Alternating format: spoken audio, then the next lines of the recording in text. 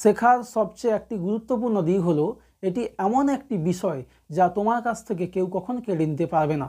এটি খুবই অমূল্য সম্পদ যা তোমার কাছে সর্বদা সংরক্ষিত থাকবে। তাই তুমি যত নিজেকে ভালোভাবে তৈরি করতে চাইবে তোমাকে নিখুঁতভাবে সব কিছু শিখতে হবে। আজকে আমি শ্রীকান্ত সাই চলে এসেছি ক্লাস 10-এর রায়মার্টিন প্রশ্নবিচিত্রার মডেল সেট 5-এর অঙ্কগুলো সলভ করবো বলে। তা যাই হোক, পূর্বের ন্যায় আজকে এই ভিডিওতে তোমরা প্রথম যে 1 নম্বরের প্রশ্নগুলো রয়েছে তার সমাধান তোমরা ডিটেলসে পাবে। তা যারা আজকে এই চ্যানেলে নতুন রয়েছো চ্যানেলটি অবশ্যই লাইক কমেন্ট শেয়ার করো এবং পাশে থাকা বেল আইকন প্রেস করে সাবস্ক্রাইব করে দিও। আর যারা পুরনো রয়েছো তারা এই ভিডিওগুলোকে প্রচুর শেয়ার করো। তা বেশি কিছু না বলে আজকে আমি অঙ্কে ফিরবো। তা দেখো, প্রথমে 1-এর দাগে যে 1-এর অঙ্কটা রয়েছে, কোনো মূলধন বার্ষিক একই সরল সুদের হারে 1 বছরে 120 টাকা এবং 2 বছরে 140 টাকা হলে তার মূলধনের পরিমাণ কত? তা একটু বলে দিই, চক্রবৃদ্ধি সুদের বেলায় কিন্তু আসলটা ক্রমাগত পরিবর্তিত হয়, আর সরল সুদের বেলায় কিন্তু আসল কোনো পরিবর্তন হয় না, সুদটা ধীরে ধীরে বাড়তে থাকে। তা এক্ষেত্রে যে 1 বছরের সুদাসল 120 টাকা রয়েছে তার মানে বোঝাচ্ছে এটা আসল যুক্ত 1 বছরের সুদ 120 টাকা, আর 2 বছরে সেটা দাঁড়াচ্ছে 140 টাকা। তার মানে এটাই বোঝায় যে আসল যুক্ত 2 বছরের সুদ হচ্ছে 140 টাকা। তাই এইভাবে দেখো কিভাবে আমরা অঙ্কটা সলভ করছি। 1-এর দাগে যে 1-এর অঙ্কটা রয়েছে, তা আসল যুক্ত 2 বছরের সুদ সেটা সমান দেওয়া আছে 140 টাকা, আর আসল যুক্ত 1 বছরের সুদ রয়েছে 120 টাকা। দুটোকে যদি আমরা বিয়োগ করি এটা মাইনাস চলে আসছে, এটাও মাইনাস, এটাও মাইনাস। আসল কেটে গেল, 2 বছরের সুদ থেকে 1 বছরের সুদ যদি বাদ যায় তাহলে পড়ে থাকছে 1 বছরের সুদ। আর এদিকে দেখো 140 থেকে 120 বাদ গেলে 20 টাকা। এবার এই লাইনটা যদি আমরা খেয়াল করি, আসলের সঙ্গে 1 বছরের সুদ যোগ করলে 120 টাকা হয়, তাহলে আসল পেতে গেলে 120 থেকে আমরা 1 বছরের সুদ বাদ দেবো। অতএব আসল সমান 120 মাইনাস 1 বছরের সুদ পেয়ে গেছি 20 টাকা, তাহলে সেটা কত দাঁড়াচ্ছে 100 টাকা। এটা তোমাদের অপশানে রয়েছে অপশান ডি, তাহলে সঠিক উত্তর হচ্ছে 1-এর দাগে 1-এর অঙ্কে অপশান ডি। এরপরে আমরা 2-এর দাগে অঙ্কটা দেখে নেব। তা 2-এর অঙ্কটা কি রয়েছে, প্রথম চ্যাপ্টার থেকে খুব ভালো কনসেপ্টের একটা অঙ্ক, দ্বিঘাত সমীকরণ। এখানে সমীকরণটা দেওয়া আছে ax² plus bx plus c equal to 0 একটা সমীকরণ। সেই সমীকরণের বীজদ্বয় সমান ও বিপরীত চিহ্নযুক্ত, তবে তার কন্ডিশনটা কি হবে? তা দেখো রয়েছে ax² plus bx plus c equal to 0 এই একটা সমীকরণ। এই সমীকরণে বীজ দুটি সমান এবং বিপরীত চিহ্নযুক্ত। তাহলে ধরছি যে একটি বীজ হচ্ছে আলফা, তাহলে অপর বীজটা কী হবে? অবশ্যই আলফা হবে, কিন্তু তার সাইনটা হবে মাইনাস। কেন? এর সাইন যেহেতু রয়েছে প্লাস, তাহলে ওটার সাইন হবে মাইনাস। এবার দেখো বীজদ্বয়ের সমষ্টি আমরা কি জানি, যে আলফা প্লাস মাইনাস আলফা সমান হয়ে যাচ্ছে যে মাইনাস b/a।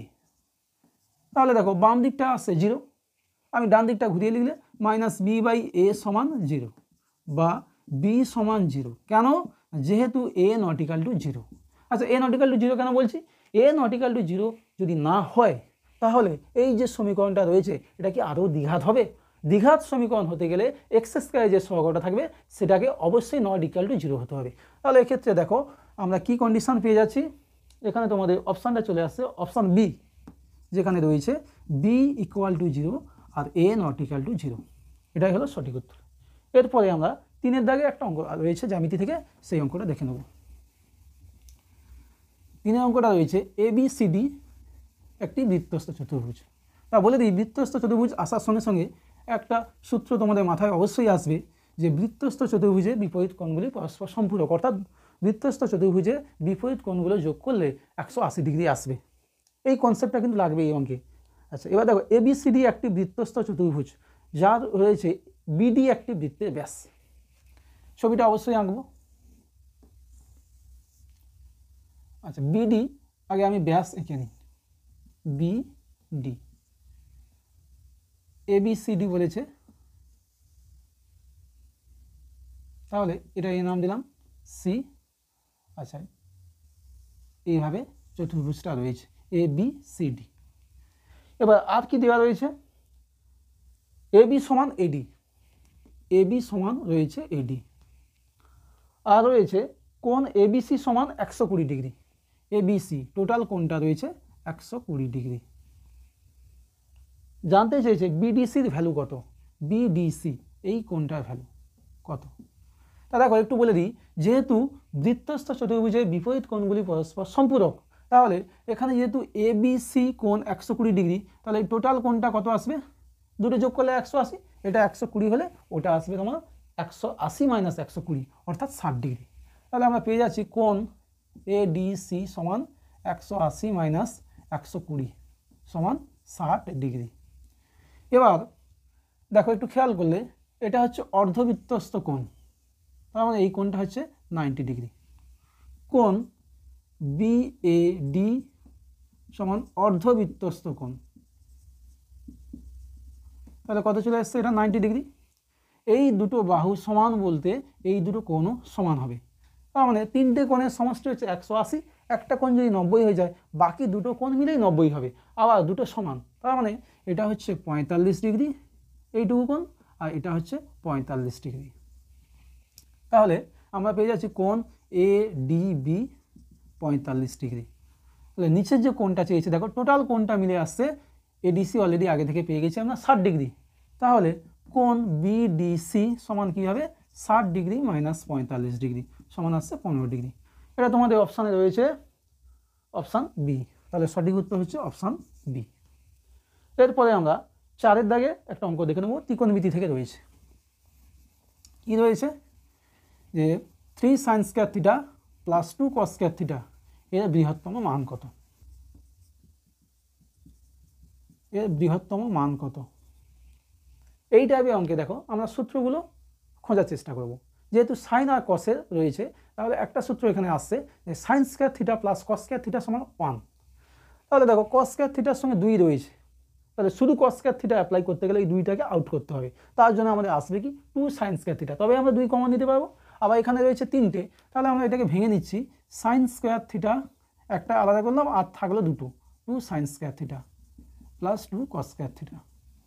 এবার দেখো সাইন স্কয়ার থিটা পড়ে থাকলো, 2 কমন নিলে sine square theta plus cos square theta সমান সাইন স্কয়ার থিটা 2 ইন্টু এটার ভ্যালু আমরা জানি 1, তাহলে সাইন স্কয়ার থিটা প্লাস 2। এবার সাইন থিটা সর্বোচ্চ ভ্যালু ম্যাক্স ভ্যালু চলে আসছে 1, আর সাইন থিটা মিনিমাম ভ্যালু হয় -1। তাই এখানে যেহেতু সর্বোচ্চ মান চেয়েছে, তার মানে আমরা সাইন থিটার মানটা নেবো 1। তা সর্বোচ্চ মানের ক্ষেত্রে সর্বোচ্চ মান চলে আসছে এটা 1, সাইন থিটার মান যদি 1 হয় তার স্কোয়ার করলে 1 হবে, 1 + 2 সমান 3। এটা তোমাদের রয়েছে অপশান ডিতে। তাহলে 4 অঙ্কের সঠিক উত্তর হচ্ছে অপশান ডি। এরপর আমরা 1-এর দাগে যে 5 অঙ্কটা রয়েছে সেটা দেখে নেব। কি রয়েছে, একটি গোলকের ব্যাসার্ধ আর, একটি লম্ববৃত্তাকার চোঙ রয়েছে তার ব্যাসার্ধ ছোট আর এবং উচ্চতা যে গোলকটা দেওয়া রয়েছে তার ব্যাসের 3/2 অংশ। তাহলে ছোট আর এবং বড় আরের মধ্যে একটা কন্ডিশন বার করতে হবে, যেখানে কি গোলক এবং চোঙ উভয়ের ঘনফল অর্থাৎ আয়তনের সাংখ্যমানটা একই। তা প্রথমে দেখো গোলকের ব্যাসার্ধ কত রয়েছে, গোলকের ব্যাসার্ধ আর একক, অতএব গোলকের আয়তন আমরা পেয়ে যাব 4/3 পাই r³ ঘন একক। যে চোঙ রয়েছে, চোঙের আয়তনের সূত্র আমরা কি জানি, পাই ইন্টু ব্যাসার্ধের স্কোয়ার, ব্যাসার্ধ রয়েছে ছোট আর ইন্টু এইচ। এবার এই উচ্চতা কত রয়েছে না, গোলকের যে ব্যাস তার 3/2। এবার দেখো গোলকের ব্যাসার্ধ যদি আর হয়, ব্যাসটা হবে 2r, তার 3/2 ঘন একক। তার 2 ক্যান্সেল হলে চলে আসছে 3 পাই r² বড় আর ঘন একক। প্রশ্ন অনুযায়ী কী রয়েছে, এই যে গোলকের আয়তন আর চোঙের আয়তন দুটো সমান, তাহলে 4/3 পাই r³ সমান 3 পাই r²। এবার দেখো একটা ছোট একটা বড় আর যদি ক্যান্সেল হয়, পাই পাই কেটে দিই আগে, বড় আর ক্যান্সেল হলে এখানে থাকবে r², 3 রয়েছে 4/3 গেলে 3/4 r²। তাহলে r ইকুয়াল টু চলে আসছে, দেখো দুটো 3 থেকে একটা 3, 4 থেকে আসবে 2 ছোট আর। এই অপশানটা তোমাদের যে 4টে অপশান দেওয়া রয়েছে তার মধ্যে দেখো মিলে যাচ্ছে অপশান ডি কোনোটিই নয়। তাহলে এর সঠিক উত্তর হচ্ছে অপশান ডি কোনোটিই নয়। এরপরে আমরা 6 অঙ্কটা দেখে নেব। 1-এর 6তে কী রয়েছে, কতগুলো সংখ্যা রয়েছে, 6, 7, x, 8, y, 16 এই সংখ্যাগুলির গড় 9 হলে একটা সম্পর্ক তোমাকে ডিডিউস করতে হবে। তা কী রয়েছে, 6, 7, x, 8, y, 16 এই সংখ্যাগুলির গড় বলেছে 9। তাহলে গড় বার করতে গেলে কী করব, সবগুলো সংখ্যাকে আমরা যোগ করব, ডিভাইডেড বাই কটা সংখ্যা রয়েছে, 1, 2, 3, 4, 5, 6, 6 সমান দেওয়া রয়েছে 9। তাহলে দেখো 6, 7, 13, 8, 21 আর 16 যোগ করলে 37 প্লাস এক্স প্লাস ওয়াই সমান 6, 9, 54। তাহলে x plus y equal to 54 minus 37 পেয়ে যাচ্ছি এক্স প্লাস ওয়াই সমান 14 থেকে 7 গেলে 7, 4 থেকে 3 গেলে 1। এটা তোমাদের রয়েছে অপশান বিতে। এখানে 1-এর দাগের অঙ্কগুলো শেষ হলো। এরপরে আমরা যাব 2-এর দাগের অঙ্কতে। 2-এর 1-এর অঙ্কটা দেখো কি রয়েছে, এর 5,000 টাকা 11 মাস এবং বি এর 11,000 টাকা 5 মাস ব্যবসায় খাটলো। তাহলে এ ও বি এর লভ্যাংশ অনুপাত। আচ্ছা, আমরা লভ্যাংশ অনুপাত বার করতে গেলে আগে দেখবো যে কোনো এক্সট্রা কন্ডিশন আছে কিনা। এখানে এক্সট্রা কোনো কন্ডিশন নেই, তার মানে তারা যে অনুপাতে মূলধনটা বিনিয়োগ করেছে সেই অনুপাতে তাদের লাভের অনুপাত হবে। তা দেখো এর কত, 5,000 টাকা 11 মাস, তার মানে কত আসছে আলটিমেট 11 মাসে 55,000। আর বি এর হচ্ছে 11,000 টাকা 5 মাস, এটাও আসছে 55,000 টাকা। তাহলে এ ও বি এর মূলধন অনুপাত দেখো 55,000 ইস টু 55,000, কাটাকুটি করলে 1:1। তাহলে তাদের লভ্যাংশ বন্টনের অনুপাতও 1:1 হবে। এবার 2-এরটা রয়েছে 3টে ক্রমিক সমানুপাতি ধনাত্মক সংখ্যা গুণফল 729। তাহলে মধ্য সমানুপাতি কত হবে? 3টে সংখ্যা রয়েছে যারা পরস্পর ক্রমিক সমানুপাতি এবং তাদের গুণফলটা রয়েছে 729। তা দেখো আমি ধরে নিচ্ছি 3টে ক্রমিক সমানুপাতি এ বি সি। তাহলে এখান থেকে কী পাবো, এ ইস টু বি সমানুপাত B is to C, A by B সমান বি বাই সি। তাহলে বি বি গুণ করলে বি স্কয়ার সমান এসি। একটু বলে দিই যে পরীক্ষার ক্ষেত্রে কিন্তু আমরা একদম ডিরেক্ট এই কন্ডিশন ইউজ করবো, বি স্কয়ার সমান এসি। এই 3টি সংখ্যা যদি ক্রমিক সমানুপাতি হয় তাহলে সেখান থেকে আমরা কি পাবো, যে এবিসি 3টি রয়েছে, বি স্কয়ার সমান এসি। এবার এখানে গুণফল রয়েছে 3টে সংখ্যার গুণফল অর্থাৎ এ বি সি, কিন্তু দেখো এখানে ডান দিকে এসি রয়েছে, তাহলে আমি এক কাজ করবো কি, 2 দিকে বি করে গুণ করবো। বি দিয়ে গুণ করলে কী হবে, বি কিউব, এদিকে আসবে এ বি সি। আচ্ছা, এবিসি অর্থাৎ 3টে সংখ্যার গুণফল দেওয়া রয়েছে 729, সেটা আবার সমান কি জানি 9 কিউব। তাহলে বি সমান পেয়ে যাচ্ছি 9। অতএব এখানে যে মধ্য সমানুপাতি তার ভ্যালুটা চলে আসছে 9। এরপরে আমরা 3-এর অঙ্কে যাব। 2টি বিন্দুগামী ড্যাশ বৃত্ত অঙ্কন করা সম্ভব। তোমাকে 2টো বিন্দু দেওয়া রয়েছে, এই 2টো বিন্দু দিয়ে তুমি কতগুলি বৃত্ত অঙ্কন করতে পারবে। তা বলি, এই 2টো বিন্দু যে সংযোগকারী সরলরেখা তাকে যদি আমরা সমান 2 ভাগে ভাগ করি, এটা রেখা পাবো। তা তুমি এই রেখার প্রতিটি বিন্দুর জন্য তুমি একটা করে যেগুলো হচ্ছে এই 2টো বিন্দুকে ভেদ করে যাবে, অর্থাৎ 2টো বিন্দুগামী হবে। তার মানে এক্ষেত্রে সঠিক উত্তর কত হবে, যে 2টি বিন্দুগামী একাধিক বৃত্ত অঙ্কন করা সম্ভব। এরপরে আমরা 4-এর অঙ্কে আসবো। 4-এর অঙ্কে কী রয়েছে, যে 3π/4 পরিমাপে কোণটির সম্পূরক কোণের বৃত্তীয় মান কত। আচ্ছা, সম্পূরক কোণ বলতে 2টো কোণকে আমরা সম্পূরক বলবো যদি তাদের সমষ্টি হয় 180 ডিগ্রি। তাই এক্ষেত্রে যেহেতু একটি কোণ রয়েছে 3π/4, আবার 180 ডিগ্রি সমান পাই রেডিয়ান, তাহলে অপর কোণটা পাবো পাই মাইনাস 3π/4। তাহলে কী চলে আসছে, পাই মাইনাস 3π/4 সমান এটা চলে আসছে π/4। এটাই সঠিক উত্তর। 5-এ রয়েছে লম্ববৃত্তাকার চোঙের পার্শ্বতলের ক্ষেত্রফল। তাই এটা তো সূত্রই তোমরা জানো যে 2πr/h বর্গ একক, যেখানে আরটা হচ্ছে যে চোঙ তার হচ্ছে ব্যাসার্ধ, আর এইচ হচ্ছে কি না চোঙটির উচ্চতা। প্রথম এরপরে যে অঙ্কটা রয়েছে 6টা, প্রথম 100টি স্বাভাবিক সংখ্যার মধ্যমা। প্রথম 100টি স্বাভাবিক সংখ্যা, দেখো মধ্যমা বার করতে গেলে যে তথ্যগুলো দেওয়া থাকে তাদেরকে মানে ঊর্ধ্বক্রমে সাজাতে হয়। তাই এক্ষেত্রে যেহেতু স্বাভাবিক সংখ্যা বলা আছে সেগুলো পরপর তো থাকে 1 থেকে 100। তা কী করে পাবো দেখো, প্রথমে 1 থেকে 100 বলতে কতগুলো সংখ্যা, না 100টা সংখ্যা, এটা হচ্ছে 6 অঙ্ক। তাহলে 1 থেকে 100টি মানে 100টা সংখ্যা, এটা যুগ্ম সংখ্যা। 1 থেকে 2 3 এভাবে ডট ডট করে 100। তাহলে এখানে পদ সংখ্যা কি 100, যুগ্ম সংখ্যা। তাহলে এর মধ্যমা কি হবে 100/2 তম পদ যুক্ত 100/2 প্লাস 1 তম পদ, তাদের গড়। 100/2 বলতে 50তম পদ 85 হয়, 100/2 বলতে 50 প্লাস 1 মানে 51তম পদ বলতে 51ই হয় বাই 2। এটা যোগ করলে আসছে 101/2 সমান 50.5। 50.5। এরপরে আমরা 3-এর অঙ্কগুলো দেখে নেব। সত্য মিথ্যা রয়েছে। 2-এর অঙ্কগুলো এভাবে আমরা কমপ্লিট করলাম। 3-এর অঙ্কতে কী রয়েছে দেখো, 3-এর যে 1 নম্বরের অঙ্কটা রয়েছে, কোনো গাছের উচ্চতা 10% হারে প্রতি বছর বৃদ্ধি পাচ্ছে।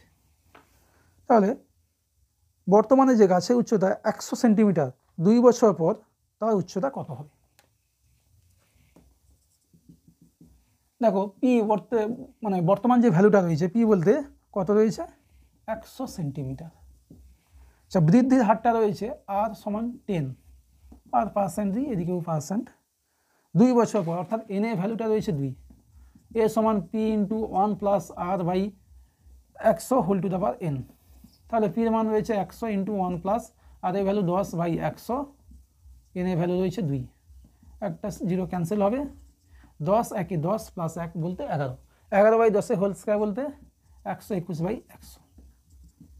আমরা পেয়ে যাচ্ছি 121, কিন্তু এখানে রয়েছে 120 সেন্টিমিটার। তার মানে এই বিবৃতি হচ্ছে মিথ্যা। দেখো 3-এর 2-এর অঙ্কটা কী রয়েছে, y প্রপোর্শনাল z আর রয়েছে z প্রপোর্শনাল x। তাহলে এখান থেকে আমরা কি পাবো, y প্রপোর্শনাল উঠে গেলে সমান চিহ্ন আর একটা ধ্রুবক আসবে, k1 হচ্ছে z, আর এখানে কি আসবে z সমান k2x। তাহলে যেখানে কি k1 ও k2 দুটি ভেদ ধ্রুবক। কি প্রমাণ করতে হবে, x² plus y² proportional z²। এই বিবৃতি সত্য কি মিথ্যা সেটা দেখতে হবে। তা দেখো আমরা এই ধরনের প্রমাণগুলো কীভাবে শুরু করব, যেটা ডান দিকে থাকবে তাকে নিচে নামিয়ে শুরু করব। শুরু করছি x² plus y² by z² দিয়ে। দেখো x² থাকলো, y² বলতে k1² z², আর নিচে z² থাকুক। x² এখানে দেখো x এর ভ্যালুটা কী আসবে, x সমান z/k2। তাহলে স্কোয়ার করলে z² by k2² k1² z² by z²। ওপর থেকে z² কমন নিলে 1/k2² প্লাস k1² আর নিচে z² কেটে গেল। তাহলে পড়ে থাকছে কি একটা ধ্রুবক, তাই এটা আমরা ধরে নিচ্ছি m। তাহলে কি পাচ্ছি x² plus y² by z² সমান m, বা x² প্লাস y² সমান কী হবে m z²। সমান চিহ্ন আর ধ্রুবক উঠে গেলে কী পাবো, x² plus y² proportional z²। তাহলে এই যে বিবৃতি এটা আমরা পেয়ে গেলাম সত্য। এরপরে আমরা 3-এর অঙ্কটা দেখব। 3-এর 3 অঙ্কটা কী রয়েছে দেখো, অর্ধবৃত্ত অপেক্ষা বড় বৃত্তাংশস্থ কোণ সূক্ষ্মকোণ, সত্য কি মিথ্যা। তা বৃত্তটা আঁকি একটা, এটা অর্ধেক অর্থাৎ অর্ধবৃত্ত। এবার কি বলেছে এখানে, অর্ধবৃত্ত অপেক্ষা বড়, তাহলে হচ্ছে বড় একটা নিলাম, সেটা বৃত্তের উপরে পরিধিতে কোনো একটা বিন্দু যোগ করলে এই যে কোণটা দেখতে পাচ্ছ, এই কোণটা সূক্ষ্মকোণই হবে। স্থূলকোণ কখন হবে একটু বলে দিই। একটা বৃত্ত রয়েছে, তা অর্ধবৃত্তের চেয়ে ছোটো কোনো একটা বৃত্তচাপ নিলাম, দেখো যে কোণটা তৈরি করছে সেটা স্থূলকোণ হবে, এটি হচ্ছে বড়। তার মানে এখানে যে স্টেটমেন্টটা রয়েছে অর্ধবৃত্ত অপেক্ষা বড় বৃত্তাংশস্থ কোণ হবে সূক্ষ্মকোণ, সেটা সত্য। এরপরে আমরা 4 অঙ্কটা দেখে নেব। 4 অঙ্কে কী রয়েছে, sec θ প্লাস tan θ এর অনন্যক। কী হয় 1/sec theta plus tan theta. এবার উপর নিচে আমরা sec theta minus tan theta দিয়ে গুণ করব। অলরেডি প্লাস আছে sec theta plus tan theta, উপরে একটা গুণ করেছি মাইনাস দিয়ে, নিচে একটা মাইনাস দিয়ে গুণ করলাম। তো উপরে আসছে sec theta minus tan theta, নিচে দেখো a plus b by a minus b, অর্থাৎ a square minus b square, sec square theta minus tan square theta, যার ভ্যালু আমরা জানি 1। তাহলে উপরে পড়ে থাকছে sec theta minus tan theta. এখানে তাই দেওয়া রয়েছে sec theta plus tan theta, অন্যগুলো sec theta minus tan theta. তার মানে স্টেটমেন্টটা হয়ে যাচ্ছে সত্য।